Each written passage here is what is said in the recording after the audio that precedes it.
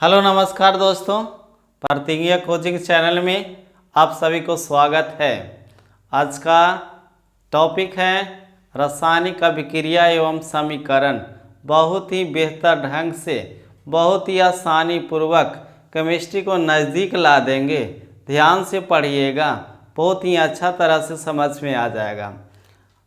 देखिएगा, ध्यान दीजिएगा। आज का एकदम लेसन बाय लेसन करके, चैप्टर बाय चैप्टर एकदम आसानी से, बहुत ही बेहतर तरीका से कभी भी सूत्र को किस तरह से याद करेंगे, एकदम आसानी पूर्वक आपको याद करा दिया जाएगा। बहुत सारे ऐसे स्टूडेंट जो होते हैं वो केमिस्ट्री से दूर भागते हैं, उसको सूत्र नहीं याद होता है, समझ में नहीं आता है। वैसे स्टूडेंट को हम नज़दीक लाते हैं और केमिस्ट्री से प्यार हो जाता है। तो चैप्टर है लेसन वन। लेसन कर करके आपको बता दिया जाएगा कि कौन लेसन में क्या पढ़ना है। तो लेसन वन है, लेसन वन केमिस्ट्री में है रासायनिक अभिक्रिया। रासायनिक अभिक्रिया एवं समीकरण। रासायनिक अभिक्रिया एवं समीकरण, इसे इंग्लिश में कहा जाता है chemical reaction and equation. Chemical reaction and equation. ध्यान दीजिएगा, इस चैप्टर का नाम है केमिकल रिएक्शन एंड इक्वेशन, रासायनिक अभिक्रिया एवं समीकरण। ध्यान से समझिएगा, रासायनिक अभिक्रिया क्या है। रासायनिक अभिक्रिया का डिफिनेशन क्या होता है? किसी पदार्थ के साथ जब रिएक्शन करता है और रिएक्शन करने के बाद कोई नए पदार्थ का निर्माण होता है, वह कहलाता है रासायनिक अभिक्रिया। यहाँ ध्यान दीजिए, जैसे लोहे में जंग लगना, दूध से दही बनना, दूध से दही बना, तो एक प्रकार का रिएक्शन हुआ और रिएक्शन होने के बाद दूध से दही का निर्माण हुआ। तो इस तरह से जो नए पदार्थ का निर्माण होगा उसे केमिकल रिएक्शन कहा जाएगा। तो केमिकल रिएक्शन का डिफिनेशन क्या होता है वह ध्यान दीजिएगा मेरे प्यारे बच्चे। दो या अधिक पदार्थ मिलकर के, देखिएगा ध्यान से इसका परिभाषा, दो या अधिक पदार्थ मिलकर के, दो या अधिक पदार्थ मिल करके, दो या अधिक पदार्थ मिल करके, या ध्यान दीजिएगा, दो या अधिक पदार्थ मिल करके एक या अधिक नए पदार्थ का निर्माण करते हैं। एक या अधिक नए पदार्थ का निर्माण करते हैं। तो इस तरह से जो नया पदार्थ का निर्माण होगा उसका गुण मूल पदार्थ के गुण से बिल्कुल भिन्न होते हैं, अलग होते हैं, वह केमिकल रिएक्शन कहलाता है। दो या अधिक नए पदार्थ का निर्माण होता है, वह केमिकल रिएक्शन कहलाता है। निर्माण होता है वह केमिकल रिएक्शन कहलाता है। ध्यान दीजिएगा, फिर से इसका डेफिनेशन, दो या अधिक पदार्थ मिल करके एक या अधिक नए पदार्थ का निर्माण करता है और जो भी नए पदार्थ बनेगा उसका प्रॉपर्टीज, उसके गुण अलग होंगे। ध्यान दीजिएगा, इसका एग्जाम्पल H2+O2 ये बनाता है H2O। तो यहाँ ध्यान दीजिए, कहेगा ये दो पदार्थ मिल रहा है और ये पदार्थ के मिलने से एक नया पदार्थ का निर्माण हुआ। तो देखिए, मिला तब नहीं है बना, ये मिलता नहीं तो इसका H2O का निर्माण नहीं होता। तो इसके मिलने से एक पदार्थ का जो निर्माण हुआ वह कहलाता है केमिकल रिएक्शन। हाइड्रोजन ने ऑक्सीजन का संयोग किया, मिला लिया, मिलाने के बाद H2O का निर्माण हुआ। तो देखिए, हाइड्रोजन ऑक्सीजन मिल करके एक नया पदार्थ बनाया, उसका नाम है जल। क्या नाम है? जल। आप ध्यान से सुनेंगे, हमने बताया कि नया पदार्थ जो भी बनेगा उसका गुण अलग होगा, उसके प्रॉपर्टीज अलग होंगे। तो ध्यान दीजिएगा, हाइड्रोजन एक प्रकार का गैस है, ऑक्सीजन एक प्रकार का गैस है, लेकिन जो पदार्थ बना, जो जल बना, वो जल एक प्रकार का द्रव है। देखिएगा, इसके गुण में विभिन्नता पाया जाएगा, इसके गुण अलग होंगे। जैसे हाइड्रोजन गैस है, ऑक्सीजन गैस है, और जो बना नया पदार्थ वह द्रव है, तो गैस का गुण अलग होता है, द्रव का गुण अलग होता है। इसलिए कहा गया जो भी केमिकल रिएक्शन से पदार्थ का निर्माण होगा उसका गुण अलग होते हैं। अब यहां ध्यान से सुनिएगा, इसमें दो पदार्थ होते हैं, एक होते हैं अभिकारक, एक होते हैं अभिकारक जिसे रिएक्टेंट कहा जाता है, रिएक्टेंट कहा जाता है। एक पदार्थ होता है उसका नाम है प्रतिफल, प्रतिफल को प्रोडक्ट कहा जाता है, प्रोडक्ट कहेंगे। ध्यान से सुनिएगा, दोनों का डिफिनेशन बताएंगे, जो भी बताएंगे वो आपके परीक्षा में टपक जाएगा। अब यहाँ ध्यान दीजिएगा, अभिकारक को रिएक्टेंट कहेंगे और प्रतिफल को प्रोडक्ट कहेंगे। अब इसका परिभाषा समझेंगे, डिफिनेशन क्या होता है। जो भी पदार्थ अभिक्रिया में भाग लेंगे अभिकारक कहलाएगा, और भाग लेने के फलस्वरूप जो नया पदार्थ बनेगा वह प्रतिफल कहलाते हैं।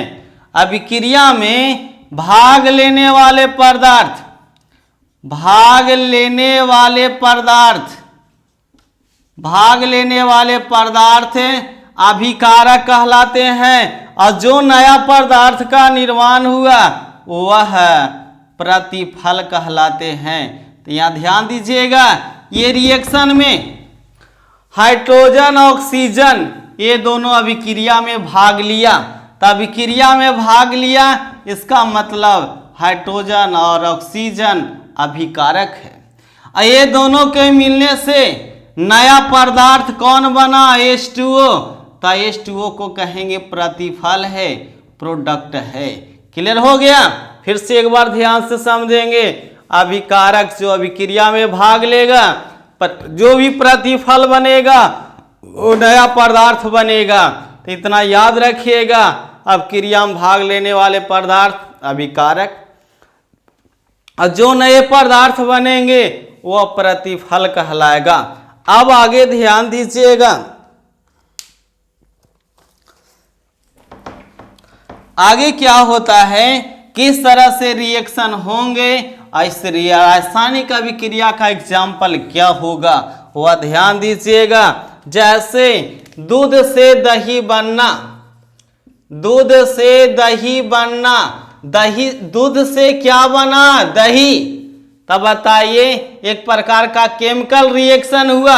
अब कैसा दूध से दही बना, केमिकल रिएक्शन क्यों कहेंगे, तो कहें जो पदार्थ है और जो पदार्थ बना उसके गुण में विभिन्नता पाया जाना चाहिए, उसके गुण में अंतर पाया जाना चाहिए, तब भी कहेंगे केमिकल रिएक्शन होगा। अब जब गुण में विभिन्नता नहीं पाया जाएगा तब नहीं कह सकते हैं कि इसका केमिकल रिएक्शन हुआ है। जैसे दूध से दही बना, ये दोनों दूध का गुण और दही के गुण में अंतर पाया जाता है, इसलिए कहा जा सकता है कि दूध से दही बनना एक प्रकार का केमिकल रिएक्शन है। अब आगे देखेंगे,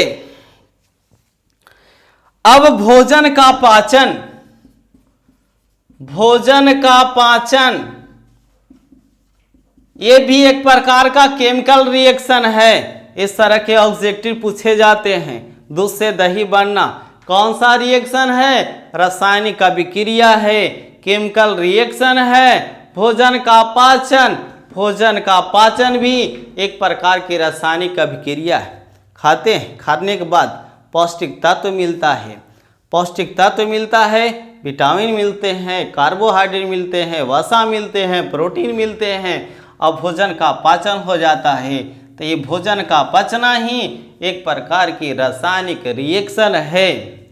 अब यहाँ ध्यान दीजिएगा, रासायनिक अभिक्रिया के लक्षण क्या होते हैं, इसके कैरेक्टर क्या होते हैं, वह ध्यान दीजिएगा। अब है रासायनिक अभिक्रिया के लक्षण, रासायनिक अभिक्रिया के लक्षण। अब ध्यान दीजिए क्या लक्षण है इसका, कौन कौन लक्षण होते हैं, इसमें कौन से लक्षण पाए जाते हैं, वह ध्यान दीजिए। Character of reaction, character of reaction कहेंगे, कैरेक्टर ऑफ रिएक्शन कहते हैं इसे बचवा के कैसन लक्षण है, कुकुर लक्षण है कि अच्छा लक्षण है, मतलब कुकुर जैसा भी किस बच्चे को लक्षण होता है। तो यहां ध्यान दीजिएगा, इसी तरह से रासायनिक अभिक्रिया के लक्षण हैं। कैरेक्टर ऑफ रिएक्शन, रिएक्शन का कौन कौन से लक्षण है वह ध्यान दीजिएगा।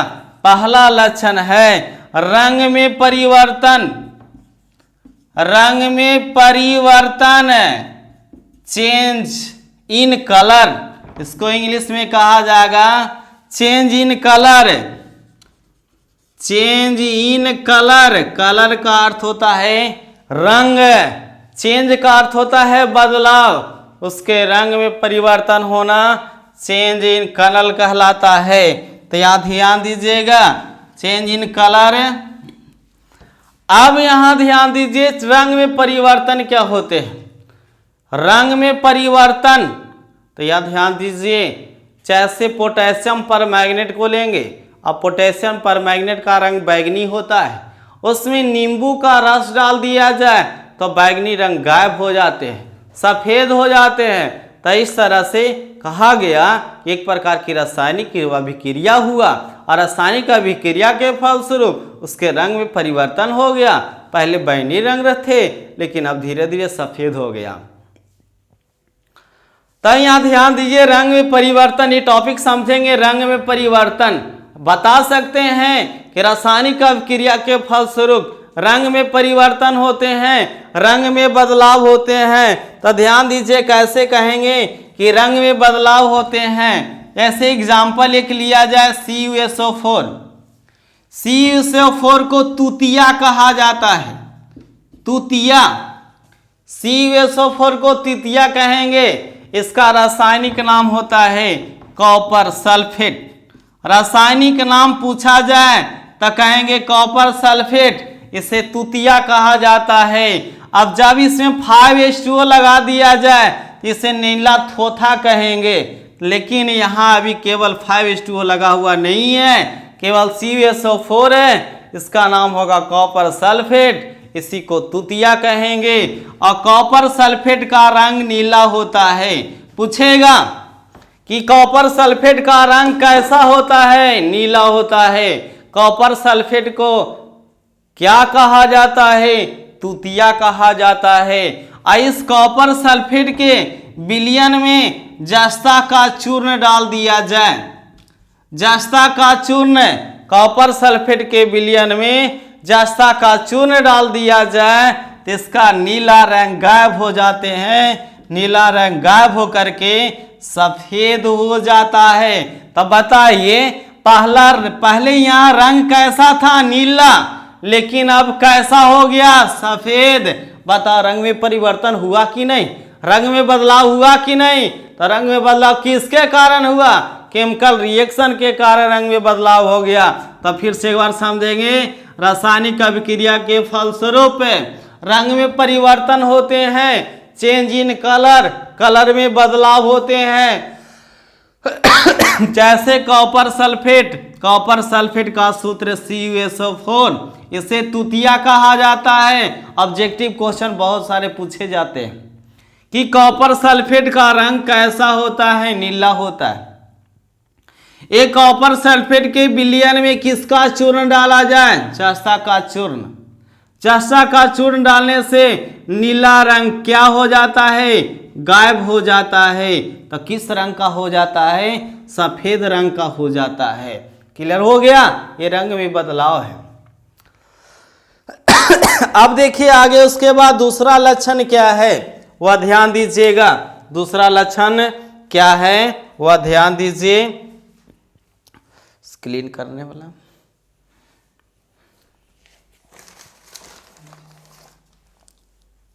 अब ध्यान दीजिए आगे।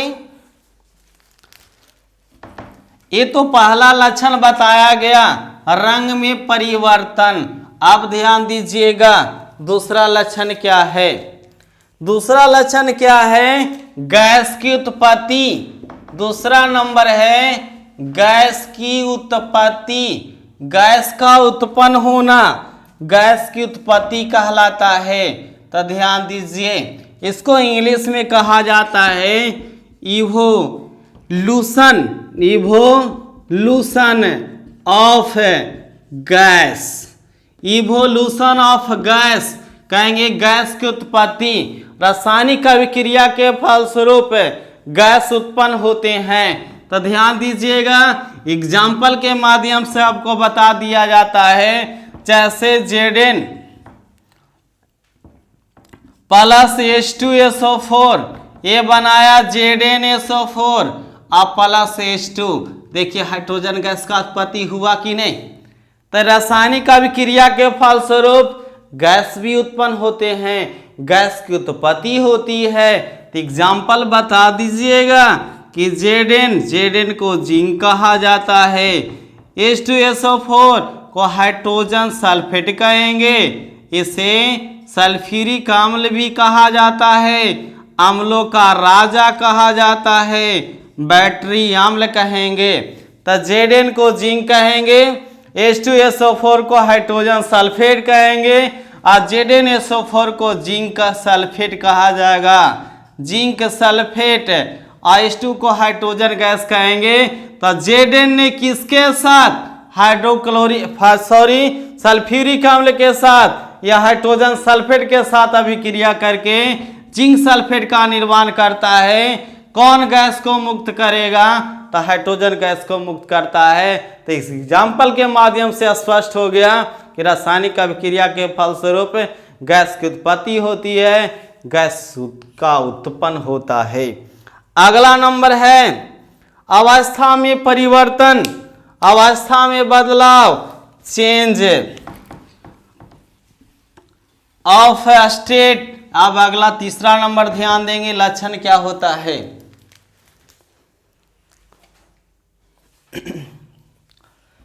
तीसरा नंबर ध्यान देंगे अवस्था में परिवर्तन, अवस्था में बदलाव,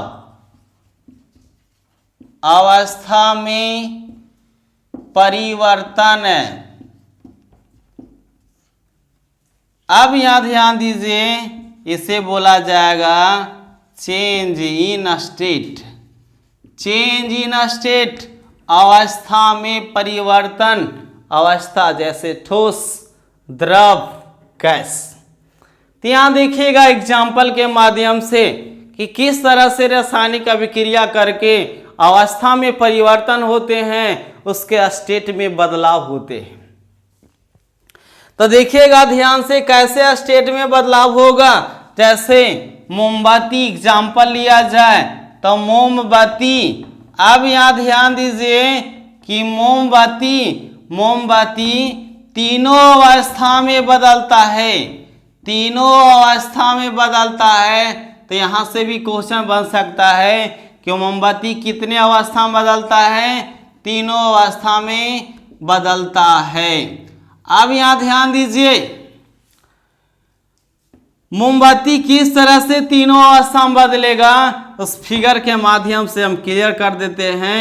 घबराइए मत, पढ़िए तो मजे ही मजे आएगा और सब चीज समझ में आ जाएगा कि मोमबत्ती कितने अवस्था में बदलते हैं और मोमबत्ती का जलना कौन सा रिएक्शन होगा, कौन सा परिवर्तन होगा, वो ध्यान दीजिएगा। यहाँ ध्यान मोमबत्ती है इस तरह से जो बन रहा है वो मोमबत्ती की ज्वाला है, मोमबत्ती की ज्वाला। तो ये देखिए मोमबत्ती है, मोमबत्ती को जब खरीद के लाते हैं तो मोमबत्ती ठोस अवस्था में रहता है। जब इसे माचिस की तीली से जलाया जाए तब गैस और द्रव की अवस्था में बदल जाते हैं। गैस और द्रव की अवस्था में बदल जाते हैं। तो इस तरह से कह सकते हैं कि मोमबत्ती तीनों अवस्था में बदलता है। पहले ठोस अवस्था में रहता है, जला देने के बाद ये मोमबत्ती गैस और द्रव अवस्था में बदल जाता है। इसलिए कहा गया कि रासायनिक अभिक्रिया के फलस्वरूप अवस्था में परिवर्तन होता है। तो ध्यान दीजिए, कह सकते हैं मोमबत्ती कितने अवस्था में बदलता है, तो मोमबत्ती 3 अवस्था में बदलता है। पहले किस अवस्था में? ठोस अवस्था में। जला देने के बाद गैस और द्रव अवस्था में बदल जाता है। अब यह समझिएगा, कहीं क्वेश्चन पूछा जाता है कि मोमबत्ती का जलना कौन सा परिवर्तन है, तो मोमबत्ती का जलना रासायनिक परिवर्तन है। रासायनिक परिवर्तन, इसे केमिकल चेंज कहेंगे। और मोमबत्ती का गलना, जब मोमबत्ती गल गया, मोमबत्ती का गलना, तो मोमबत्ती जब गल जाएगा तो ये भौतिक परिवर्तन होगा, इसे फिजिकल चेंज कहेंगे। भौतिक परिवर्तन, इसका मतलब मोमबत्ती गलने से मोमबत्ती का पुनर्निर्माण हो सकता है, लेकिन मोमबत्ती के जलने से मोमबत्ती का पुनर्निर्माण नहीं होगा। इसलिए कहा जा सकता है मोमबत्ती का जलना रासायनिक परिवर्तन, मोमबत्ती का गलना भौतिक परिवर्तन। मोमबत्ती तीनों अवस्था में बदलते हैं। पहले मोमबत्ती किस अवस्था में रहता है? ठोस अवस्था में। जला देंगे तो गैस और द्रव अवस्था में बदल जाता है। अब एक और है लक्षण ताप में परिवर्तन, ताप में बदलाव। तो ध्यान दीजिएगा, ताप में कैसे बदलाव होगा।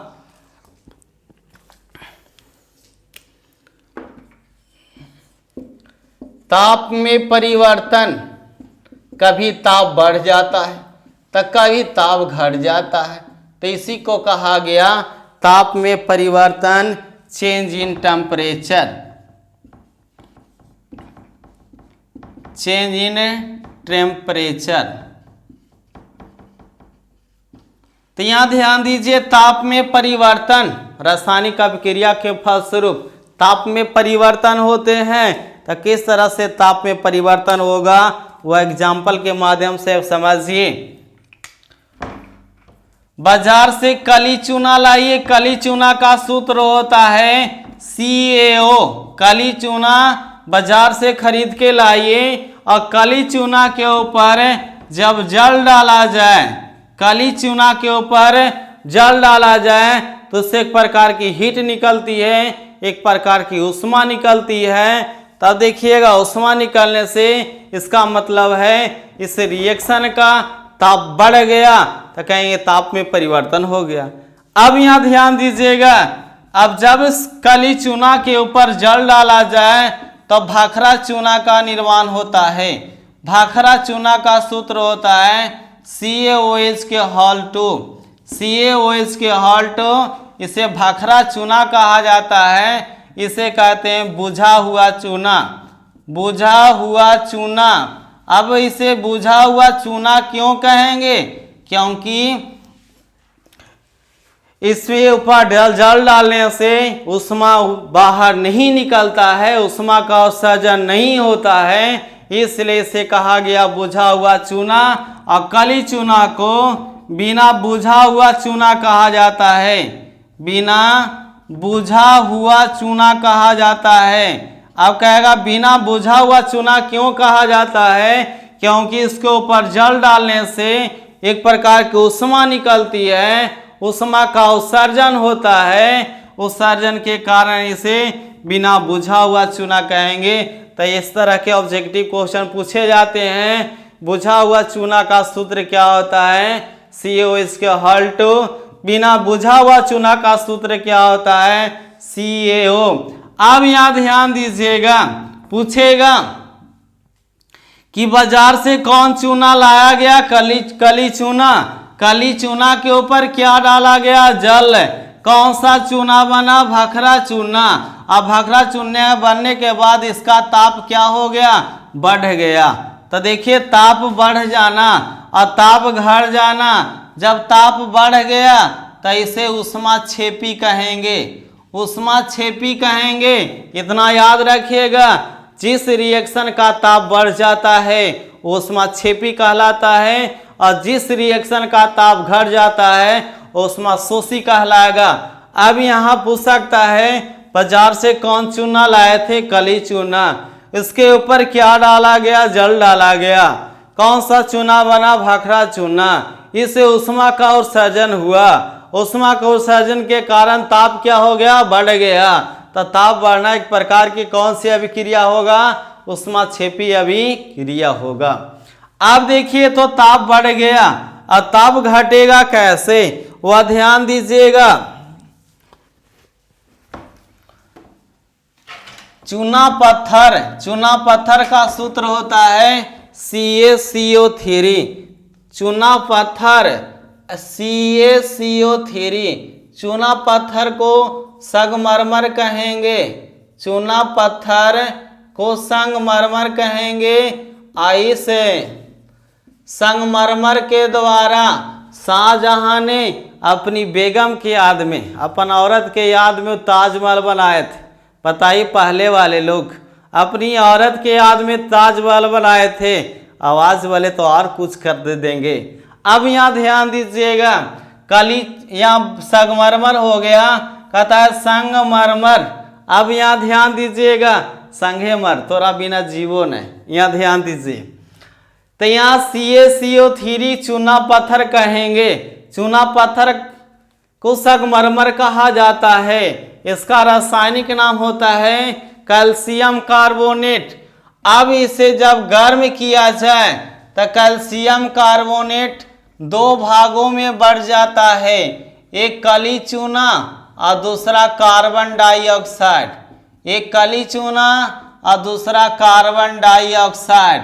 अब यहाँ ध्यान दीजिएगा, इसको गर्म किए तो ऊष्मा का अवशोषित किया, तो अवशोषित करने के बाद ताप इस अभिक्रिया का घट जाता है, और जब ताप का घटना ही ऊष्माशोषी अभिक्रिया कहलाएगा।